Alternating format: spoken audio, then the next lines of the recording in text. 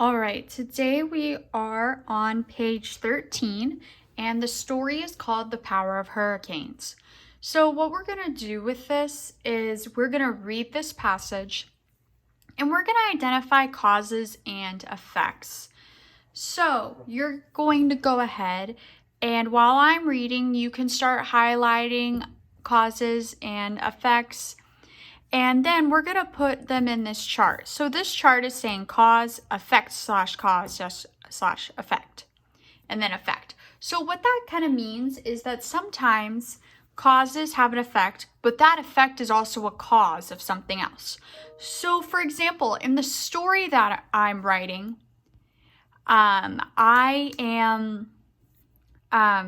story I'm writing about the cake. So my cause was I forgot to put sugar in the cake. The effect was that I had a cake that didn't taste very good. So that caused me to, as an effect, have checking my recipe better next time. So that effect ended up becoming a cause for another effect.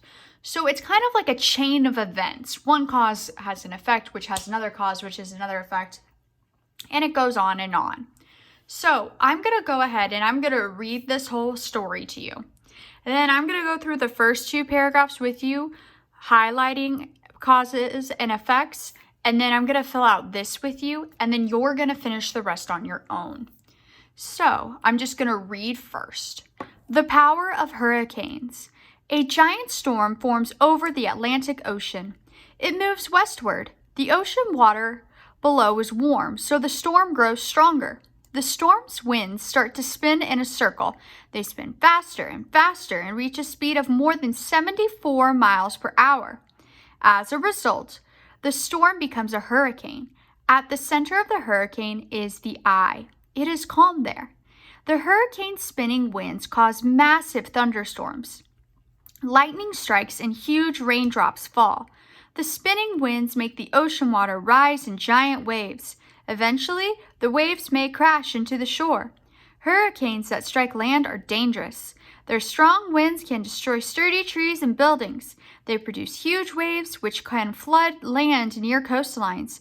For these reasons, hurricanes can cause thousands of dollars in damage. Hurricanes appear suddenly, but people can prepare. Meteorologists use tools for measuring the power of storms so they can warn people before a hurricane strikes. As a result, fewer homes and lives are lost. I hope while I was reading you were catching on to some of that cause and effect clue language. So I'm going to use blue for causes, and I'm going to use purple for effects. So I'm going to go ahead and I'm going to reread the first two paragraphs and highlight some causes and effects with you. And I'm also going to circle some of those clue words that I'm seeing. So, a giant storm forms over the Atlantic Ocean. It moves westward. The ocean water is warm. So, okay, there's a clue word there. So they're telling us that because the ocean water is warm, something's going to happen. Oh, it looks like the storm grows stronger. So the ocean water below is warm. So, as an effect, the storm grows stronger. Oh, and it sounds like also the storm's winds start to spin in a circle. Okay, so the ocean water below is warm, so that's a cause. As an effect, the storm grows stronger, and as an effect of that, the storm winds start to spin a circle. Okay, they spin faster and faster and reach a speed of more than 74 miles per hour. As a result, oh, there's my clue word. Okay, this is an effect. Okay, so as an effect of the speeds reaching more than 74 miles per hour, as a result, okay, because of that, the storm automatically becomes a hurricane. So that must be the definition. The center of the hurricane is the eye. It is calm there. Okay, so the hurricane's spinning winds cause, okay, there's that keyword cause. So they're telling us that these spinning winds are causing massive thunderstorms. So that's the effect. All right. Lightning strikes and huge raindrops fall. Well, also as an effect, the lightning is going to strike and huge raindrops are going to fall. Okay, the spinning winds make the ocean water rise in giant waves. Okay, so they're making it do it. So they're causing it. Spinning winds make. So spinning winds cause the ocean water to rise in giant waves. All right.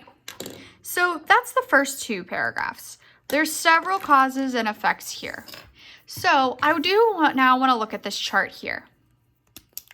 So with this chart, we have some causes and effects and then another cause and effect. So a big chain reaction. So here's the first one I saw that really pointed out to me. The ocean water below is warm. So as an effect, the storm grows stronger. But as an effect of the storm growing stronger, the winds start to spin in a circle. So our cause is ocean water below is warm. Okay? And as an effect, like it says here, the storm grows stronger. Storm grows stronger. Okay, and because the storm grows stronger, the effect is the winds start to spin in a circle. Storm winds start to spin in a circle. All right, so that is the cause and effect slash cause slash effect. It's all a chain. Now, I do see another chain that we've already identified as we've been reading. So what you need to do next is you need to finish reading these last two paragraphs, identify the causes and effects, and finish this chart. Okay? When you're finished with that, take a picture of it and turn it in to me.